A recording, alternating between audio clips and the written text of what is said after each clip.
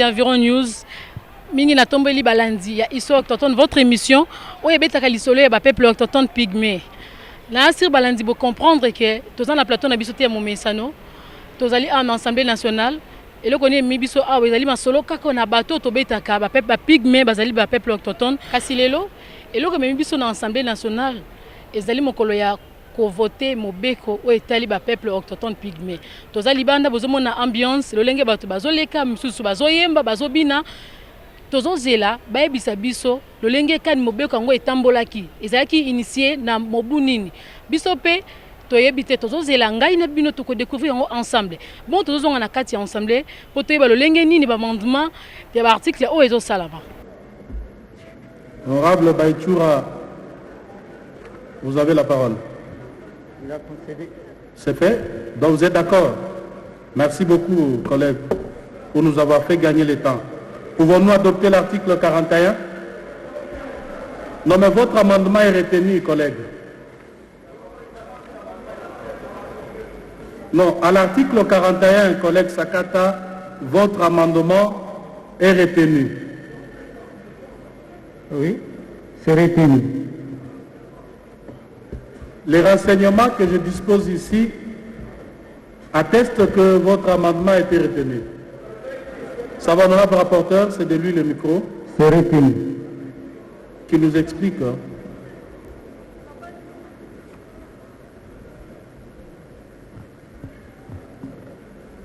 Monsieur le Président, merci. Je considère que c'est retenu dans la mesure où on a plus pris les maxima et les minimums qui permettraient de déterminer la compétence du tribunal. Alors, moi je considère que l'amendement n'a pas été retenu sous l'angle du fait que cet article 41 alinéa 2, j'avais suggéré 41 alinéa 2, j'avais suggéré à ce que cet alinéa 2 soit également élagué pour l'envoyer dans un nouveau chapitre qui serait intitulé des dispositions pénales. Parce que lorsque vous lisez l'ensemble du texte, il est très étonnant qu'un texte de cette envergure n'ait pas un chapitre relatif aux discussions pénales. Ça me semble assez bizarre. Alors j'avais suggéré, à la ligne première, comme il est dit, on a énuméré l'infraction ou le comportement, l'acte, mais que dans le chapitre relatif aux discussions pénales, qu'on dise quelle est la sanction en contrepartie de cet acte. Voilà, c'était ça la proposition que j'avais suggérée. Je ne sais pas si vous avez même ajouté les 10 chapitres ou non, je ne sais pas. Merci, Président. Ok, Commission. Bon. Il n'y a pas de discussion à faire, honorable Président. Il a proposé dans la partie pénale vers la fin du tableau. Vous allez vous rendre compte que nous avons adopté les amendements, mais en supprimant, en améliorant, en enlevant la peine d'emprisonnement, en remplaçant ça par la peine de certitude pénale qui est encore dans la nomenclature. Mais nous avons qui nous intéressait. Et nous avons suivi l'honorable Sakata en faisant le renvoi à la partie pénale. Là, ça a été fait. Merci. S'il vous plaît, collègue, explique bien. Je ne vois pas la partie pénale parce que vous ne l'avez pas intitulée comme il est suggère. Non, ici, nous n'avons pas encore touché. La loi que nous avons, c'est la loi qu'on a adoptée à la commission. Nous sommes venus présenter notre rapport. Vous avez adopté le rapport et vous avez donné aux honorables députés 2 jours pour introduire les amendements. Nous avons travaillé sur les amendements et non sur la loi. C'est après l'adoption de ce tableau que nous allons maintenant faire le toilettage en intégrant ce qui est adopté par la plénière. C'est ça le principe. La loi que nous avons, c'est l'ancienne version qui va être améliorée avec l'adoption des amendements. S'il vous plaît, collègue, oui. Depuis le début, nous avons une méthodologie. Nous sommes en train de discuter sur des dispositions que vous avez estimées ne pas rencontrer la commission.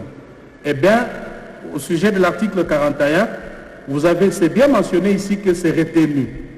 Alors, ça suppose que l'amendement du collègue Sakata devait intégrer le texte parce qu'il propose que cet alinéa soit renvoyé dans les dispositions clairement définies comme dispositions pénales. Ce que la commission n'a pas fait. Merci, honorable président. J'ai dit ceci. Ici, ce n'était pas à notre niveau de prendre la décision finale. La décision finale, c'est la plénière qui adopte les amendements et ce que nous avons fait.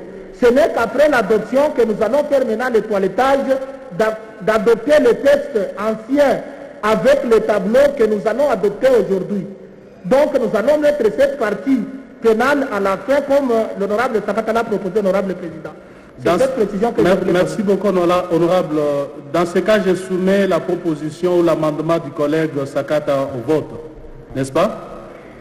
Alors, qui sont pour l'amendement de l'honorable Sakata?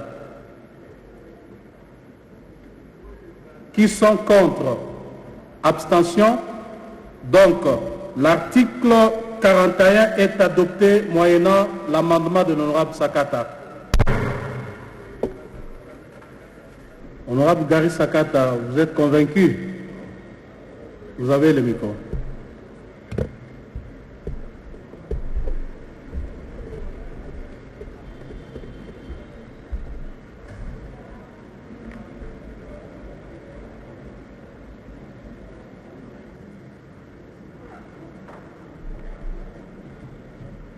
Merci, honorable président. Je crois que mon amendement, pour être clair, monsieur le rapporteur, était de dire qu'on supprime les 30 jours et le concept publication pour y mettre plutôt la présente loi entre en vigueur 6 mois après sa promulgation. Alors, il y a deux aspects importants que l'on doit relever ici, monsieur le président. Je crois que nous faisons une interprétation relative de l'article 142 de la Constitution. Parce que dans notre salle ici, dans notre palais, dans notre assemblée, nous devons avoir une légistique fixe. Quand vous voyez toutes les lois qui ont été publiées ou promulguées avant par les chefs de l'État, on dit toujours à la date de la promulgation. C'est depuis cette mandature que j'entends dire que désormais c'est plus la promulgation, ça devient la formulation que la Commission est en train de proposer. Donc, nous avons une obligation de rester cohérents dans les différents textes que nous proposons. Ça, c'était l'accessoire. Le principal que je suis en train de proposer, vous allez vous rendre compte, monsieur le président, que dans toutes nos lois, nous avons créé des services publics, des établissements publics, et l'on dit que ces lois vont être appliquées immédiatement après la publication. Mais avec quel budget va-t-on les appliquer? Parce que quand vous créez un fonds, j'ai vu quelque part un fonds là, pour le chef de l'État publie ça demain. Bon, le Premier ministre crée le fonds le lendemain. Et on applique ça avec quel budget? Nous devons être sérieux, nous devons être cohérents. Ou bien nous votons de loi pour rire, ou bien nous votons de loi pour que celle-ci soit appliquée. Et pour cela, il faut donner un délai pour que le gouvernement, l'exécutif puisse avoir le temps nécessaire de pouvoir les mettre en application. Ça, c'était le sens de ma proposition, honorable président. Merci beaucoup, collègues. Est-ce que la Commission veut répliquer?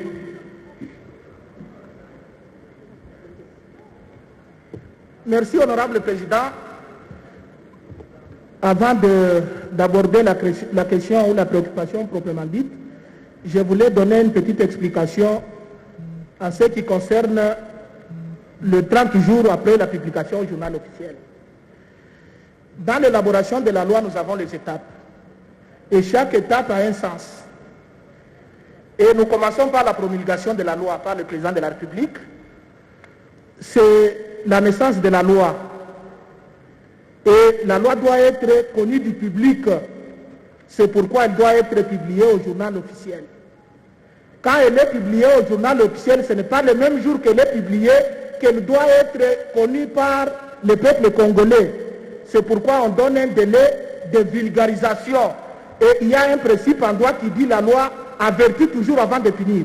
C'est pourquoi en publiant la loi au journal officiel, en portant la loi à la connaissance du public, après les 30 jours, la présomption nul n'est censé ignorer la loi doit entrer en vigueur.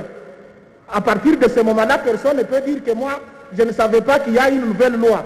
C'est pourquoi nous nous tenons à ça, parce que c'est à partir de la publication au journal officiel que la loi devient obligatoire. À la promulgation, la loi est exécutoire. Elle peut être exécutée, mais elle ne s'oppose pas à tout le monde. Pour s'opposer, elle doit être connue. C'est pourquoi on publie et on donne un délai de vulgarisation. En ce qui concerne la préoccupation de l'honorable Sakata, moi je vous ai dit ceci, honorable président, honorable député, chers collègues, que ça dépend de la raison. Effectivement, 30 jours après la publication au journal officiel, c'est le principe. La loi elle-même donne la possibilité, j'ai dit ça, soit de revoir à la hausse, soit de revoir à la baisse. Généralement, les lois de ratification qui ne concernent pas le peuple congolais, nous rendons ça obligatoire dès la promulgation. Parce que ça ne demande pas d'être connu par le public. Il y a des raisons. Voilà pourquoi, moi, c'est l'option que la plénière doit lever. Si la plénière estime que nous pouvons aller au-delà de 30 jours après la publication du journal officiel, avec des raisons données par notre collègue, il n'y a pas de mal. Moi, j'ai dit que ça dépend de l'option que notre plénière doit devoir lever. Merci, honorable président. Merci beaucoup, collègue. Est-ce que la plénière peut se prononcer quant à l'amendement de l'honorable Sakata? Visiblement, ils ne se sont pas mis d'accord avec la commission, donc je soumets l'amendement de l'honorable Sakata au vote. Donc, pour expliquer, l'honorable Sakata voudrait qu'on puisse élargir le délai. La commission propose le délai d'1 mois. Il estime que ce délai est trop contraignant et irréaliste. Il propose par contre que ce délai soit ramené à 6 mois pour besoin de conformité, de réalisme. Qu'est-ce que la plénière pense à ce sujet? Je soumets au vote alors. Merci, honorable président, de la parole. Honorable président, ici nous sommes en train de légiférer en fonction de lois qui existent et conformément à la loi mère qui est notre constitution. Il est vrai, je suis bien d'accord avec honorable Sakata, l'idéal aurait été que la loi entre en vigueur 6 mois après sa promulgation. Mais quelle que soit notre volonté, nous ne pouvons pas aller à l'encontre de ce que prévoit la Constitution. Sinon, nous devons d'abord la modifier avant de nous adapter à la volonté de l'honorable Sakata et à notre volonté. Donc, moi je propose que nous puissions nous en tenir à la disposition de l'article 142 de la Constitution et de maintenir le fixe en vigueur à 30 jours. Merci. Lisez l'article, collègue.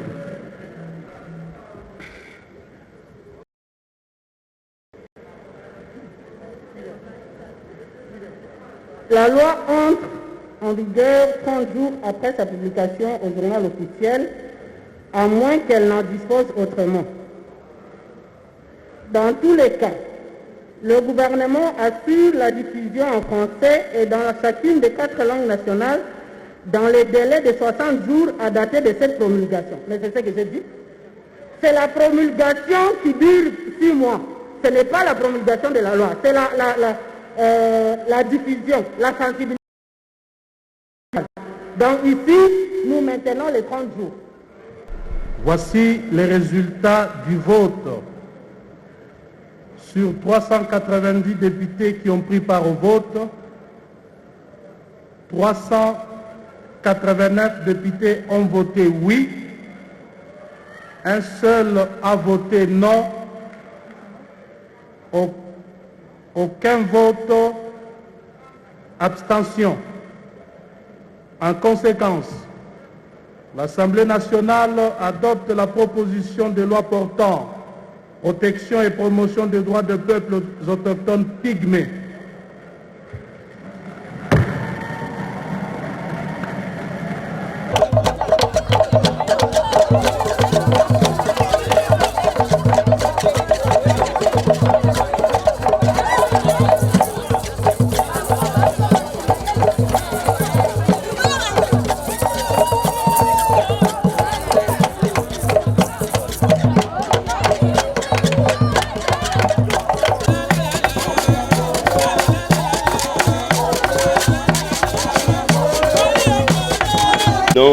Présentement, c'est le sentiment de joie, comme vient de le dire le président de l'Assemblée nationale, qui a reçu la délégation des autochtones pendant même la session autour de la loi.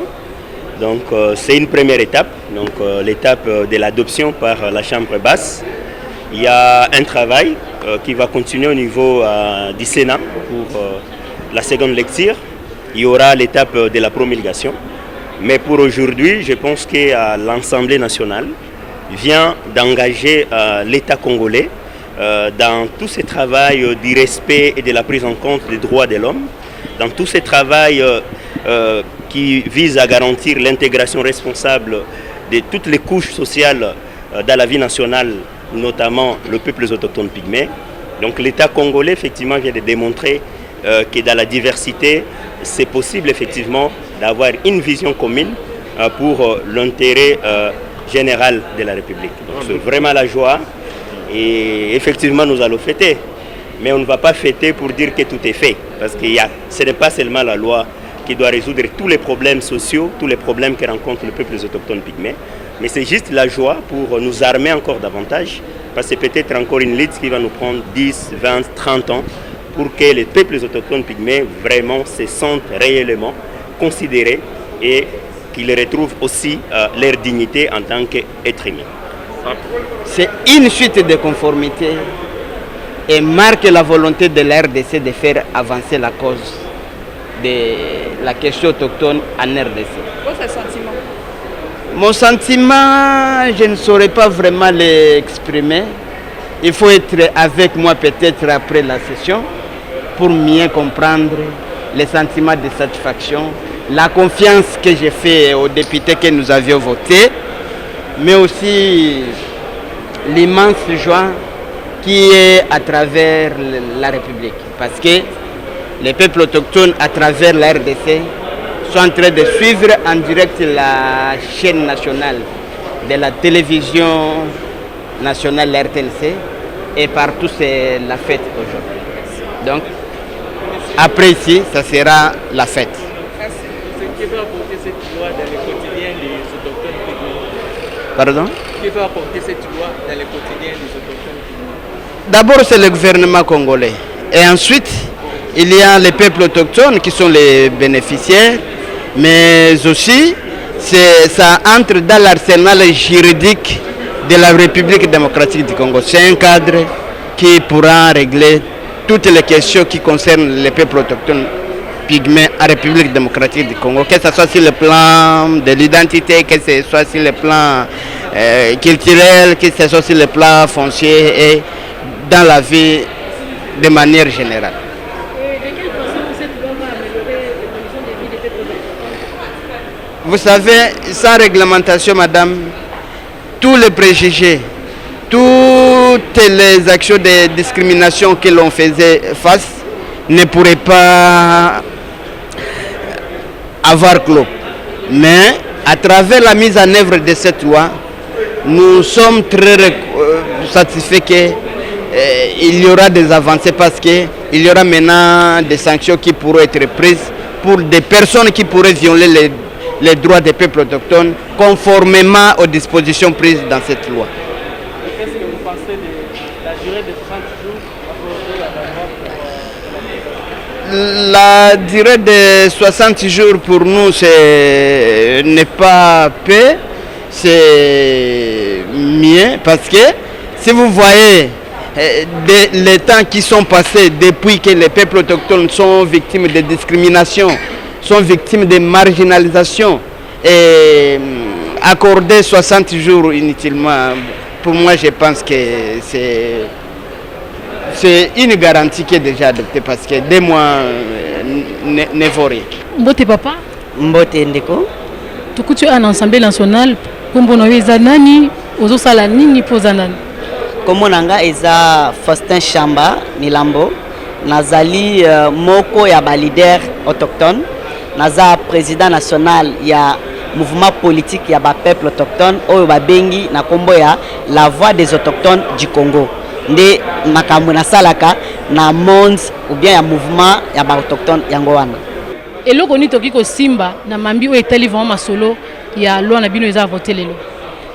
Ya yambo nazo kumisa assemblée nationale na biso na Sénat pona eloko ya malunga bauti ko sala parce que ça fait beaucoup d'années bambula eleki ebele oyo loi oyo ezalaki ata placé na programme te yake batalela yango donc esali mbula ebele kasi cette fois-ci na législature oyo bandeko bandimi kozwa likambo ya ba autochtone neti likambo na bango pona ko adopter loi oyo eza esengo pona biso oyo etikali eza que loi eza déjà adopté siko ba mesure et application il faut ezalande etiama na musala loi ezala appliquer pour makambo nyonso parce que loi eza ba senginde makambo par rapport ya vécu quotidien ya ba peuple autochtone échanger et s'améliorer makambo ya ba discrimination ya ba marginalisation na ba plusieurs plans et si là c'est ainsi que tolingi que siko ba mesure et application elanda pour loi ezala vraiment mise en application.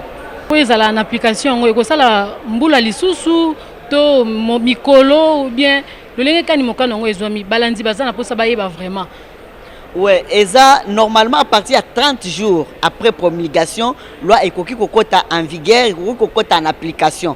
Mais ezaka pena ba procédure mususu par rapport à vulgarisation, par rapport à batu baye bananu loi, bakoti sango na mitema na bango po baye bakete eza déjà boye. Donc mais biso bosenga na biso ezake dans peu de temps, dans plus ou moins 1 mois 2 mois déjà il faut loi ekota en application pour ba peuple autochtone ba souffrir pe makasi na discrimination baza ba premier occupant ya mboka oyo bango ne batu ya yambo bazalaki na RDC batu mususu baye kokuta bango mais imaginez-vous que siko batu wana baza rejeté sur tous les plans eza vraiment bien té raison pour laquelle nous voulons que nini application ezala et y a vraiment bango c'est ça notre souci et y a vraiment bango et ça li mobuboni pote makambo oyo bomi mongo na Assemblée nationale et tomema makambo oyo na Assemblée nationale depuis tomema makambo oyo na Assemblée nationale il y a déjà beaucoup d'années je dirais une dizaine d'années déjà mais loi ezalaki toujours placé na calendrier pour baba meka kolandela yango ba meka kosalela yango non mais cette fois-ci quand même ça marchait. Nous disons vraiment merci d'abord au chef de l'État, merci au président de l'Assemblée, au vice-président et tout son bureau et à tous les députés et tous les sénateurs. Vraiment, to pesi bango longonya pour na likambo ba uti ko sala ya ko adopter loi ya ba peuple autochtone ndenge bamboka mususu déjà et sala depuis kala depuis ba centaine ya année bamboka mususu ya mupaya basi basalela makambo oyo mais tolobi ke ezape likambo ya mutuya pona kosalela yango pe na mboka na biso na lolenge nini mobeko oyo ekotie ça m'a vraiment lokola frein pona ba atrocité oyo ba peuple autochtone pygmée ba peuple autochtone pygmée ba yambaka epa ba bantu lolenge nini ekose ezili ça makambo nyonso wana po kimé ekota po vivre pe lolenge montonyoso lolenge vivre ouais bien sûr dans la loi ezape na ba makambo oyo eza ekokipe kopesa ba punition tokolo bandenge wana soki muto asaleli likambo wana ou bien asali contraire oyo loi epekisi c'est que loi ekolandela ye po azwa etumbu na ye donc ba etumbu wana nde kosala ke bato ba comprendre non so to sali boye ba kopesa biso etumbu soit ba kokanga biso soit ba kopesa biso punition ya boye wana nde kosala ke makambo nyonso ezonga na mulongo sikoyo partition na yo ezalaki nini pour constituer la loi oyo personnellement ya yo moko vande ko binga i Faustin Chamba soki lo lelo na Assemblée nationale tu kozala adopter ngai na salaki boye na constitution ya loi wana apport na yo personnel ezalaki nini bon d'abord madame il faut comprendre que loi eza impersonnelle donc eza vraiment effort ya bato ebele parce que na uti oyibiso ke ebandikala musala ebandikala tozalaki sur terrain pour na ko consulter ba base na biso na ba village les fins fonds ya ba bisika ba peuple autochtone ba vandi pour na ko récolter ba vie na bango ko yeba ke makambo nini ezotungisa bango par rapport ya ba réalité ya ba coin na ba coin parce que il faut ko yeba ke ba peuple autochtone bazana 22 provinces à travers le pays disons sur 26 bazana 22 provinces donc epesa ki biso musala makasi ya kokota na ba bisika ebele pour na ko yeba makambo na bango après ça to sali pe batelier ebele ya kotia makambo nyonso wana ensemble pona kosala ngo en termes de loi ko benga pe ba député ebele ko sala na bango donc ba juriste ainsi de suite donc ça a pris beaucoup d'étapes pour arriver aujourd'hui na oyo tozana ngo comme résultat donc j'ai été aussi un participant na makambo presque na ba étape ebele ya makambo nyonso wana bobandi ete botambolaki na 22 provinces nyonso oyo bandeko na bino esika ezwami bango to bozalaki sur le 22 bozwi peut-être 12 bozwi 15 bozwi 17 bobandi ete parce que tokotambola penza histoire autochtone les émissions oyo elobelaka condition de vie ya bapeuple autochtone tokotambola tous les 22 provinces tout na bon est-ce que bomonaki mpe une équipe eutaki na Kinshasa kuna bayaki awa na mboka na biso na province na bino awa pona kotuna makambo o bino boza nango bosenga ekota kuna na Assemblée nationale soki balobi iyo malamu soki balobi bongo te suko bontu na ngeza libo est-ce que botambolaki na tout le 22 provinces soki desi na Ituri ba massacre ezoleka kuna awa récemment le 14 janvier ba bomaki 46 peuples autochtones est-ce que bozoki peut terre comme pour peuple na bakimaki ba bimi na village wana nyonso ya masini batikaki yango polele bozoki bango lolenge kani po bango peut faire partir na mibeko oyo madame chaque province où ils ont un peuple autochtone baza pe na ba village ebele wana il faut reconnaître ça et quand on fait un travail scientifique il y a aussi les problèmes d'échantillonnage et ça que ceux qui toboké na province telle bozu peut-être 2-3 villages hein, sur peut-être 100 villages où ils à la province ou à bozu 5 hein, ça dépend des échantillons bozu ba village wana c'est que beaucoup qui extrapoler hein les cambouana parce que ils a presque ba réalité moko donc c'est pour dire que na ba 22 provinces Tokei, Tokendaka et chaque jour c'est ça notre travail nous travaillons sur terrain nandenge tozo solanayo awa ezana ba équipe na ya bandeko na biso mususu baza na salle awa te baza sur terrain pona kokende kolandela banquette par rapport ya ba massacre et otaki ko salema ebele ya ba bandeko na biso pona koyeba ke quelles sont les causes et qu'est-ce qu'on peut faire pour y remédier bandeko na biso bakendaki sur terrain tisiko bazana sur terrain donc biso tozaka sur terrain à tous les moments à tout moment donc et puis dans la province nyonso wana c'est ça le problème bon ba plainte ezaka ka ba discrimination par rapport à ba plan nyonso hein, sur le plan éducationnel sur le plan de la santé éducation par exemple au komona na ba village mususu bana ba bantu ou bien ba nilotique sika bazali bazolinga te ko vanda baba moko ou bien ko tanga na ba école moko na ba peuple autochtone pygmée omoni ba discrimination ya ndenge wana sur le plan ya ba mariage par exemple au komona ba bantu balingi ko bala basi ya ba peuple autochtone parce que baza kitoko mais siko ba autochtone oyo ba ya mibali bazoboya babala bana na bango ya basite ata soki mwana na mwasi andimi mais okomona peut-être ba village ba boyi ou bien ba parents ba boyi parce que ba ebiki aza autochtone donc ba discrimination ya ndenge wana na ba plan pe ebele na sur le plan ya peut-être foncier okomona ke ba peuple autochtone bango nde bakolo mabele mais okomona ke baza na ba belete ya kolona ya kosala misala na bango chapitre msusu omoni donc nyonso wana ezo la kisakete ba peuple autochtone bazaki discriminé sur tous les plans vraiment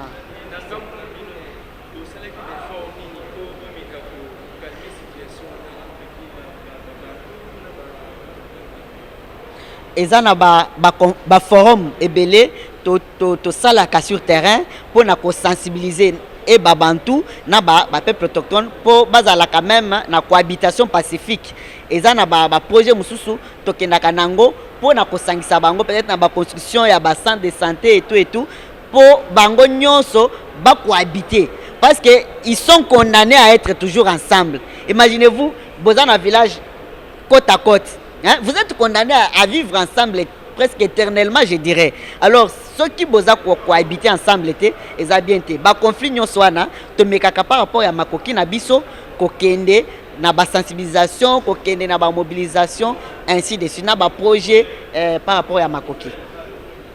OK. Papa Faustin le bano ya suka eza nini na manso oso to tiko solo awa et puis message fort nini yo ko lancer ba kondi amboka et plus particulièrement ba ndeko na yo ba peuple autochtone pygmée. Oui, d'abord en commençant par bandeko na ngai na lingi ba s'adhérer na loi. Ba s'adhérer ba landela ndenge loi et lobby. Ba vulgariser yango na ba village na bango et puis na bandeko mususu oyo baza pembeni na bango ba vulgariser loi na bango po bato ba yeba yango. Et puis DD et pas à l'état nazo senga mesure d'application ya loi esalema mbangu mbangu ezala te loi oyo bakovote mpona kokende kotia na batiroire et puis kokanga il faut appliquer yango na loi wana eza na bamesure ebele oyo basengi oyo etiami déjà. Il y a par exemple cooptation ya bapeuple autochtone na bainstitution nyonso donc intégration ya bapeuple autochtone na bamisala ebele oyo ekoki kotonga mpona botongi ya mboka na biso. Il faut que l'état na biso atia yango en application. Pour la plupart ils sont très intelligents. Ils sont très intelligents, baza na ba capacité ya kosala ke ba contribuer na botongami ya mboka na biso. Donc l'état a favorisé biloko wana na banzi ke kozala pe bien. Ozali pygmée ya mboka nini ya province ni? Naza autochtone ya Kasai central na territoire ya Dimbelenge.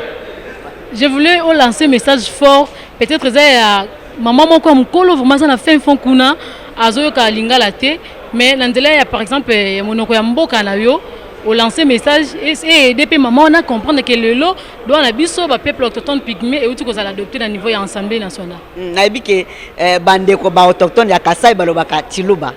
Donc nji ndomba kujibana betu bonso ba autochtone batwa ba ku Kasai ni bisamba bionso bizibitangila ba autochtone ku Kasai bani lelu bajiba fuma ku voter hein ku voter loi wetu kuji ba bifuita munamfanka bya mujitunga jetu ba voter loi wetu bibishinga bwani tumuteka mpinje muchenzelu pinje bibishinga totunka yetu tumana mushindwa kwambila bantu bakwabo kwela tubobo mu misoko yetu bakuleje bantu bakwabuni loi wetu kaji en application kaji kujibanfu mu bajitunga ni tulomba bwani bobo byabo bakeba mushindu wani mal onso aji loi yo mulomba bateka muchenzelu bwani bana betu bonso ba autochtone baji bangumva ku misoko yabo mu chikondo echi bamona mushindu akusanka ni kujitwa byabo mujibaka jajitunga jetu ki maluma kes anvu makubaleja mu makulu akujibele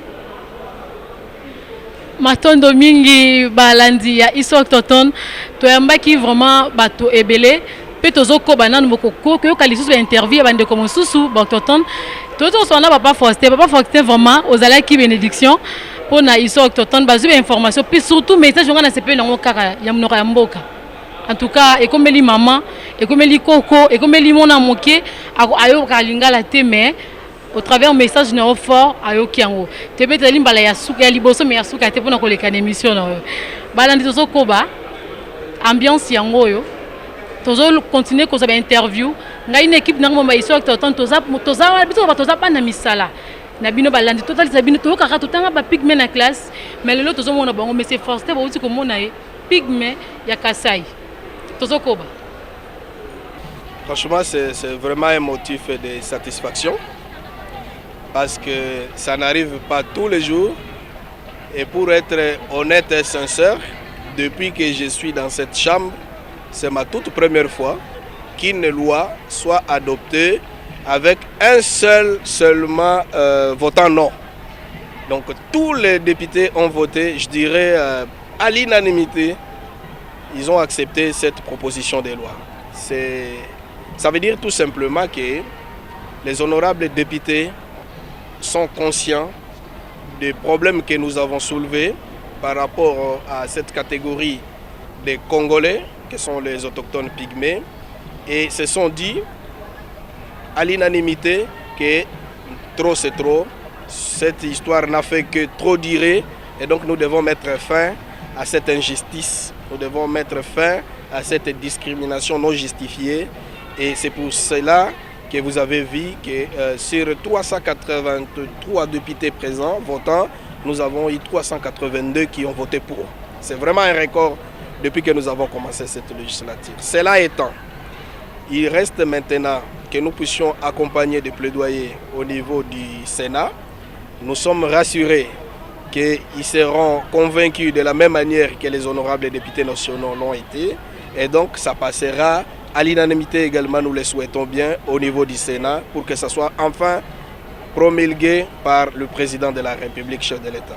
Étant l'auteur, êtes-vous sûr que toutes les incises et les travaux faits de fond en comble au moment où c'était encore un projet de loi va satisfaire le besoin, le souci du peuple? Oui, je dois vous avouer qu'il y a eu des amendements Mais beaucoup d'amendements que nous avons reçus, c'était dans le sens de renforcer. Parce que nous n'avons pas, il faut l'avouer, nous n'avons pas reçu d'amendements pour soustraire quelques propositions qui pouvaient renforcer, n'est-ce pas, la protection des droits de nos compatriotes congolais. Mais nous avons reçu beaucoup plus d'amendements dans le sens d'améliorer. Et donc, vraiment, les soucis, il faut les répéter, les soucis des honorables députés, de voir cette communauté, cette catégorie des Congolais, leurs droits qui soient protégés et valorisés, étaient permanents tout au long des travaux qui nous ont conduits, que ce soit au niveau des commissions, mais aussi au niveau de la plénière. C'est moi qui vous remercie. Merci.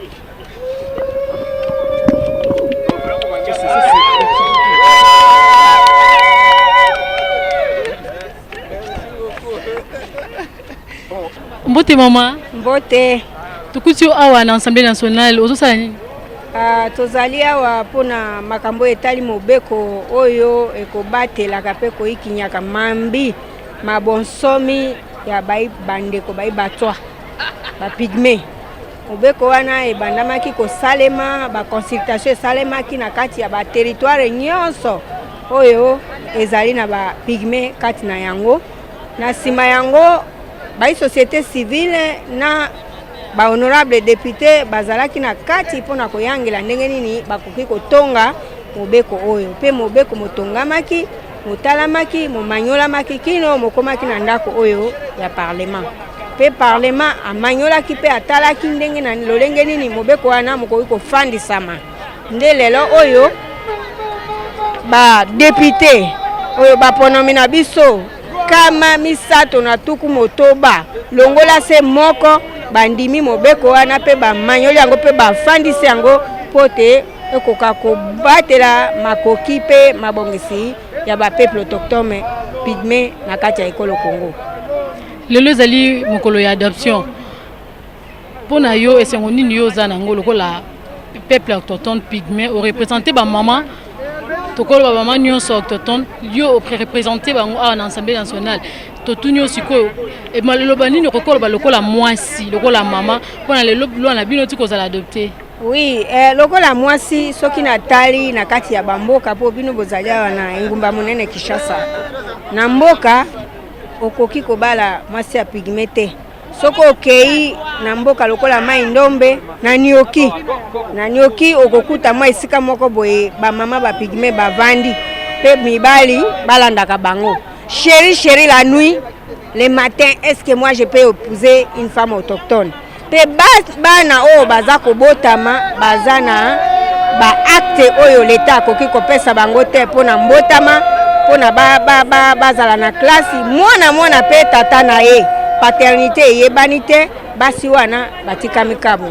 Il y a problème ya kopusa bango pembeni na kati ya bamboka mosusu eloko oyo mwasi pygmé alambi malambi wana mutu akolia te azali salite azali motwa ezali ba stéréotype to mibeko oyo esalemaki na bokoko kala ke moto o mosusu akoki kozala na pygmé esika moko te eza koposer problème pona mabala siko na lolenge nini ezali kuna kotalaka basi ba pygmé na ngonga ya kala ezalaki da monitrice ya école primaire na ba sage femme na bato babotisaka na ba minganga mingi ya ascension ya biso basi ya Congo ezalaki na ba kati ya ba structure wana ya leta mais okokuta mwasi moko pygmé azate po batangaki te. Lelo yo mobeko epesi nzela na basi ya ba pygmé bana basi bakoka kotanga o baza pe mikolo to koka ko récupérer bango na alphabétisation na système ya andragogie na kati ya mobeko balobi lelo leadership féminin dans un monde égalitaire. Mwasi nyonso na mwasi pygmé pe bazakaka ndenge moko biso nyonso toza basi bana ya ekolo Congo bana ya tata moko ya ekolo Congo. Mbote papa. Mbote mama. Tukuti na Assemblée nationale ozosala nini oza nani kombolo nani? Kombo na ngai monsieur Richard Bokatola naza peuple autochtone pygmé ya province ya Équateur na ye awa pona ko sepela au Assemblée nationale ba honorable député ba sali pona biso ba peuple autochtone pygmé lelo journée lelo. Et le roni de basalogiste, balandi bazolanda yo émission na biso iso autochtone, bazoye baté, oui, bamoni monsieur Richard azan ensemble national, le roni monsieur Richard ayeko ça la particulièrement. Baye ko matérialiser pour ça il y a ba peuple autochtone pygmée n'a quoi adopter proposition il y a loi portant principes fondamentaux et droits de la protection il y a ba peuple autochtone loi o ba peuple autochtone il y a République Mobimba il y a RDC Tozelaki en sorte que ba honorable député ba pesango feve pour que to vivre na ba même droit que ba ndeko mosusu ba nilotique ba bantu pe ba soudanais ndenge toujours vivre ensemble. Et le roni nezola qui ça été na nzela ya ko mobeko ezala adopté na Assemblée nationale et ko garantir bino nini ba atrocité nyonso bozwaka et pas ba peuple autochtone et sili ou bien boni. Oui, que si là il y a processus mais tozu instrument oyo ko protéger biso en sorte que ceux qui les kambezali par exemple biso ba pygmée tozana droit ya kobala bande ko na biso mosusu te mais na mobeko oyo epesi biso bakoki ya kobala na entre biso na bande ko na biso mosusu sans problème au cas où il y a un problème ya contestation ya famille badinga mosusu ba sepeli yango te mobeko oyo epesi nga makoki ya koloba keno ke naza protéger na ba mibeko keno ke to sengani kobala na entre biso na bande ko mosusu vraiment un premier élément yangwana élément ya mibale que donc accès na justice c'est là qui n'a pas problème ebele pygmée au na justice te pe ko samba na bantute ce qui bo sambi donc d'abord boko samba bete parce qu'il y a kolonga yo mais awa accès à justice est comme garantie pour na bande ko na biso surtout ba pygmée et que non que to ko samba pe na ndeko mosusu devant ba juridiction compétente na ko pe ko ni kolonga likambo en tant que pygmée. Et également aussi pe na makambo santé ba hôpitaux oni ba ils ont fréquenté na bande ko ba bantu ba nilotique ba soudanais biso pe ba pygmée au niveau village partout où tozali et en a fait fond ba ko fréquenté ba hôpitaux wana na ba centre de santé.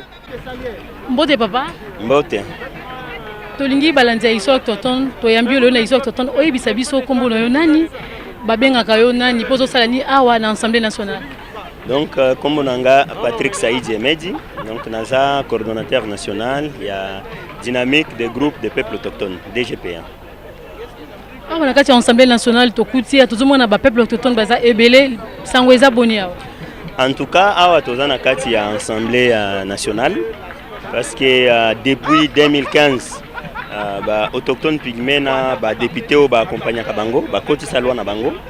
Pour que l'Assemblée nationale a mécapé kotala ndenge nini ako mekakopé sa solution sur le plan légal na moi makambo ba kokoso o autochtone ba okutana nango ezala ba kokoso etali makambo ba discrimination ko kangama ko bomama donc moi makambo eza ebele kasi depuis 2015 tala ka yomo etilelo kasi tokomi na soka ya musala ngo parce que Assemblée nationale a uti kozwa décision oui, le lobby était iyo ya solo bandeko oyo bazo ebikeli na bango za banamute. Na pour que tomeka ko bongisa makambo oyo esengeli to tia par exemple mobeko moko na isika wana na sima kasi ya mobeko wana to mona nini bato nyonso bakotambola na etali développement na etali ko silisa mwa ba conflit po ezana bibipa yebele na ekotala ko nyokwama oyo tokomi lelo na makambo ba autochtone pygmée na babisika muso bazo maneti ba umbo comment to kosisa makambo nyonso wana to ki même na kati kuna makambo ya mabala. Donc ce que mutu lelo mwana ya mobali ya pygmée azui mwasi ya bantu na bisika mususu eza likambo penze ke koma ke mutu na babenga naye na famille naye et mususu ezo mema batuti na liwa donc eza vraiment makambo esengeli esila na kati ya mboka na biso toza République démocratique du Congo mokonzi ya mboka lobaki likambo eta l'état de droit et puis na banzi soki lelo tokomi na niveau tokomi na assemblée.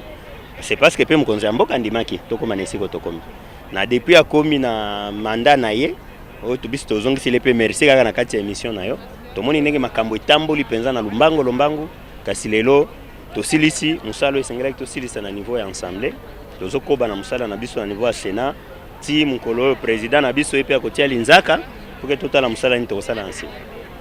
C'est que une élaboration ya loi pour tant vous allez qui déposer dans l'ensemble à niveau de l'Assemblée nationale, ils ont qui répondent à l'atrocité, besoin de l'eau. Non, donc il y a un bon an tout mais ma loi dans l'Assemblée nationale en 2015. Tous les misal est belé et c'est les machines nous liboso hein, kobandati ba 2009 parce qu'avant on même likambo na niveau il y a bazwami bateau bazoko zwami beko. Il faut ça na makoki. Oyo entre autres na makoki, tous na ba éléments ko la kisake ya solo bateau na bazonyo kwa.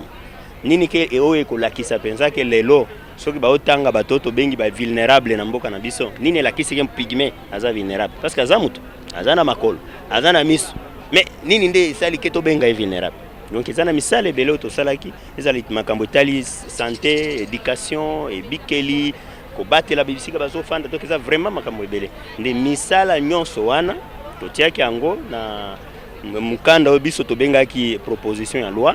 Mais avant ya awa ezongaki pe kaka na epai ya bapygmée tomemaki badepute na ba 2012 13 na baprovince nyonso bisika bato na bazofanda. En tout cas avant koma ba 26 provinces na format ya kala parce que loko biso tongaki toboya eza oyo badepute bafandi kaka mutu afandi na bureau okomi loi pona likolo ya bato sake mutu wana pesa wa vina.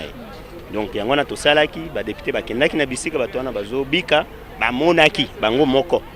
Donc ceux qui députés azalaki autaki neti na Équateur biso tomemie na Sud Kivu. Ya Sud Kivu tomemie na Équateur. Ya Mai Ndombe tomemie na Katanga. Parce que peut-être nga nafanda na Sud Kivu na yebi likambo ya ba pygmée ya Sud Kivu.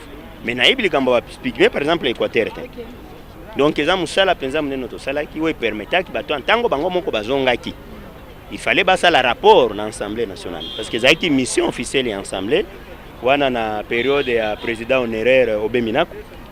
Pesa ki ba autorisation tango bango bazongi le fait kaka ya kosala rapport eza déjà débit à témoignage ya koloba makambo to yo kaka ba pygmée botika eza ya solo eza penza makambo ya maloba te parce que même biso tolonga kondima lisusu teke na 21e siècle na mboka na biso tozala na bato bazana na boum makambo ya esclavagisme yango esila mais biso tokuti yango okokuma na bisika mutu alobi ba pygmée ya ngai donc okomi na mutu batu bakomi ya yo neti bibwele. Tu vois, donc ce qui fait que tant que tu sais qui, c'est ce que tu as makamwana na loi, conformément à ndenge mubeko sengeli eko mama, conformément à l'engagement, il y a l'État na biso na niveau sous-régional, na niveau international, parce que aussi tu ratifié pe ba mikanda ebele. Et c'est pe total est-ce que na constitution et pe si biso ndakisa, ya ko sala initiative ya ndenge wana, alona sima nyoso na, ndete ko tika loi na niveau assemblée nationale.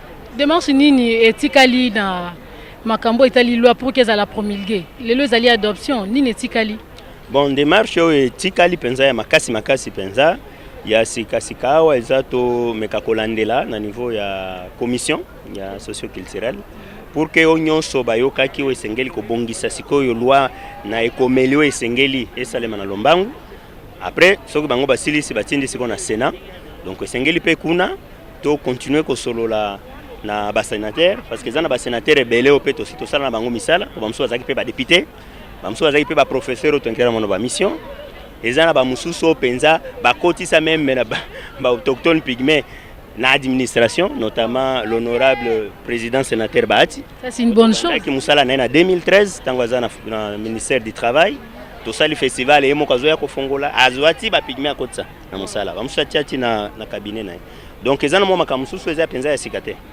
Mais tokolala pe pongite parce que lelo ba adopter nde to fêter ngonganano ya fête ezate kasi lelo to sepeli eza isengo donc il faut to koba na musala tina suka tango président de la république a ko promulguer wana to beti seko mabina mais après to landis ko makambo etali mise en œuvre na misala mususu ekolanda ba mesures d'application et ainsi de suite lokola mo kambia ONG oyo diriger DGPA message fort nino ko yebisa ba peuple na yo to ba collaborateur na yo na nyonso eleki pona loi na bino oyo tuko za adopter na pona mokolo lelo.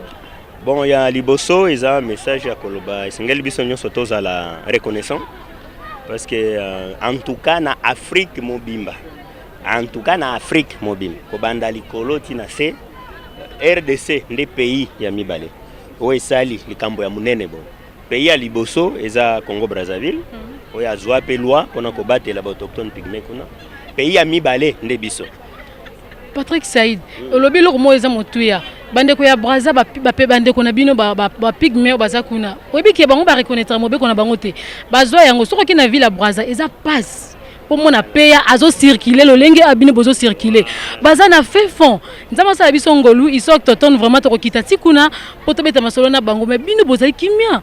Non mais ndé loko ko place ka komeli wana ne place na ngai na koma taona zolo bezaka biso pays ka mibale na Afrique mais soki oyesko kotala mwa loi na biso na lomenya nyonso wana ndoko mona bokeseni parce que loi ya Brazzaville problème nango eza nini kuna baza na loi oyo ezo ko protéger ba peuple autochtone esuki wana orke mutu nyonso aza autochtone yango nomoni biso awa tolobaki loi oyo ezo ko protéger ba peuple autochtone tobakisi pygmée pour que ata mutu oza autochtone oza pygmée te kasi lelo na Brazzaville bato oyo bazo kozwa intérêt ya mobeko wana eza ba pygmée te parce que bakomeka ka peuple autochtone.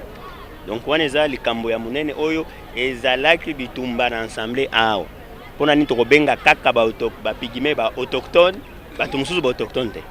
Il fallait kobunda, il fallait ko makoki mayele nyonso to sangisango na isika pour que likambo wana esalema. Bon awa na Kinshasa iyo ba autochtone bazo kotambola na bango bien parce que Kinshasa eza ville munene bato baza ebele mais eza ndenge moko te na ba province parce que soko kenda ba province musika kutu te na Équateur awa soki kaka autochtone aleki bango mo balba oyo aza bochwa c'est-à-dire ayebi déjà okay na mai ndombe inongo place nanga na kenda ka mikolo nyonso c'est-à-dire bochwa wana ekoma nango neti critère identité akobata mapete donc eza ndenge moko te donc bango basaka na isika na bango bakangamaka yango komona mingi na babisika wana pour que ba pygmée ameka kobima place bato bazali il faut amela masanga soka meli masanga bobange sali nini esili donc tanga zo mela masanga boye kuna na sima ba meli masanga ba conflit na bino e banda buta tango nini. Non mais ba conflit oyo en tout cas e banda depuis mokili e banda parce que le plus grand problème c'est quoi, c'est biso oyo batu mwindo tozwa les mêmes problèmes na ba période de colonisation mundele aya lo biso toza banyama kasi bango batu mindele bakei biso batu mwindo tozwi bandeko na biso batu tozongiseli bango kaka eloko wana donc eza biloko ye umeli makasi parce que na babisika kuna tango tokokende so kei neti ateza na bakasai koza na Nord Kivu tozonga na Équateur so ko ebisi me efandeli na bino entre ba bantu na pygmée eza malamu te pona mabi mais non eza bokoko na biso mais bokoko ndese loba boye bokoko loba na kwiko lia na pygmée te bokoko loba na kwiko bala na pygmée te mais yo okoloba eloko wana soki eloko ekoti na bokoko ça veut dire que banda kala kasi bokoko ezani c'est ça ebikeli etamboli donc ba habitude biloko to sala ka to mesana mi mesano wana ndef esali bokoko ça dit que eloko eza normal te bango basi bati yango normal.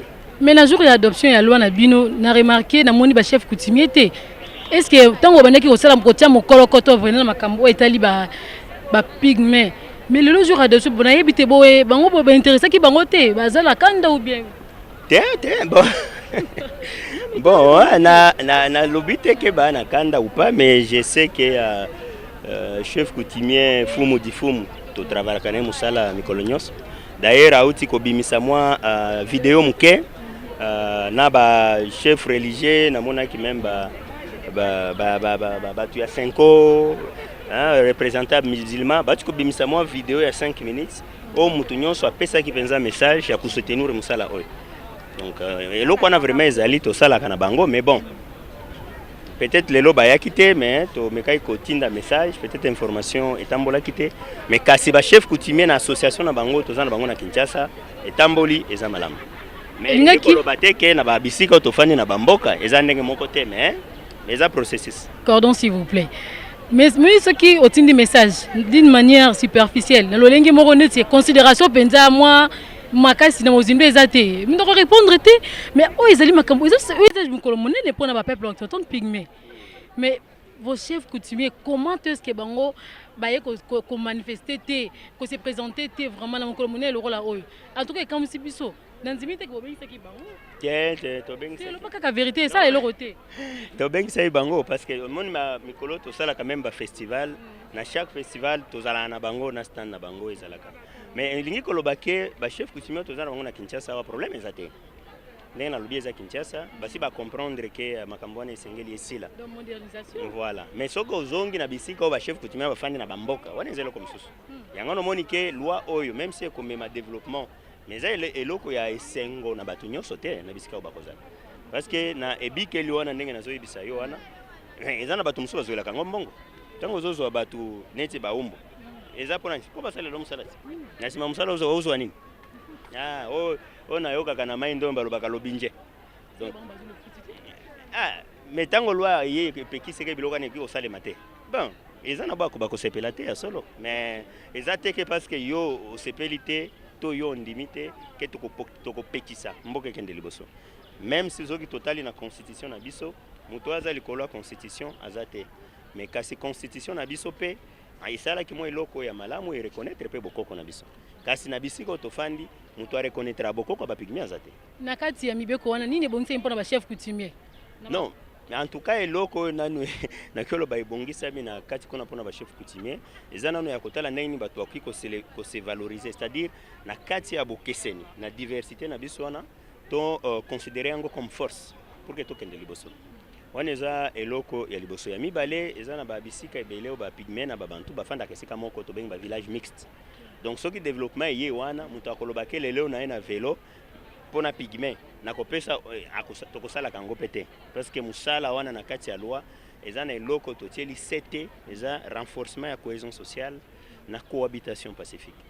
C'est-à-dire boyokani na tozana makambo ebele ya ndenge na bande koloba ba conflit ezala na Sud kuna Sud Kivu o ba bengana ki ba pigme na ba park tozoyoka lero na mokoto bandako ezotumba mabato bazokufa Tanganyika koloba te Ituri baoti kokata mususu ba mitu ainsi de suite.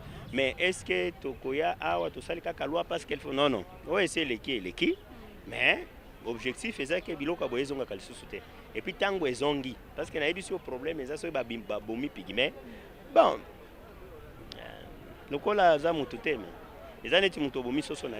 mais désormais bankamone kozali sous-souté parce que bozali protégé na mibeko ekozala lisusu te parce que musala na biso oyo tokozwa soki tosilisi kolandela loi na biso président a promulgué eza ko veiller au quotidien pour na application nango nayoki kuna na ba député kutu bazoloba mais biso tozana na makoki te mais tokosa non musala eza kaka pona gouvernement te eza kaka yende akozala ka wana pour la mise en œuvre à la loi pour la responsabilité.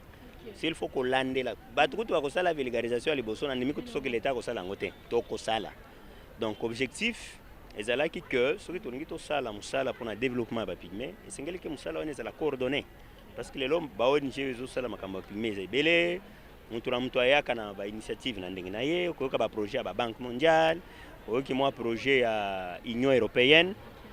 Mais comment tokoki ko garantir que musala wana ya développement et salema na logique na une bonne coordination fallait loi oui yango moni loi fixer ba principe donc ingi kolobake mbongo mususu ko tana bipai mususu ezaka kana kesi ya l'état to komi na suka ya masolo na biso ya histoire to pona mokolo ya lelo Patrick Saïd lilobano ya suka pona to silisa vraiment histoire to ya jeudi ya lelo bon liloba ya suka eza kolobake eza vraiment mokolo ya esengo.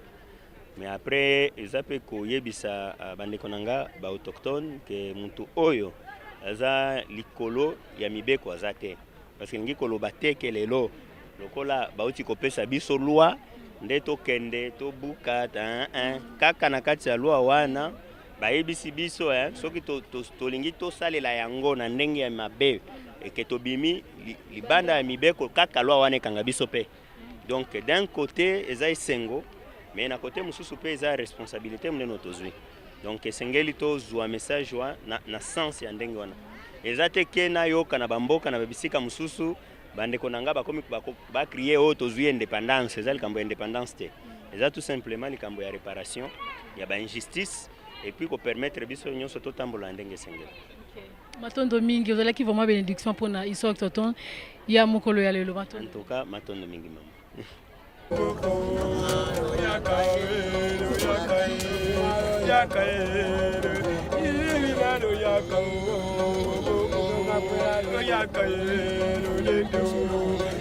Tokomi na suka ya masolo na biso ya mokolo lelo na numéro ya histoire toton balandi lelo ndenge tolobaki na ebandeli tezalaki adoption ya loi ya peuple autochtone pygmée tokomi na suka bolandi bino moko lolenge nini bango balobi babeti masolo na makambo oyo etali mobeko oyo ezobatela ba peuple oyo nde na bongo botikala branché balandi ya histoire autochtone. Rendez-vous ezali na jeudi prochain na 21h juste. Au revoir.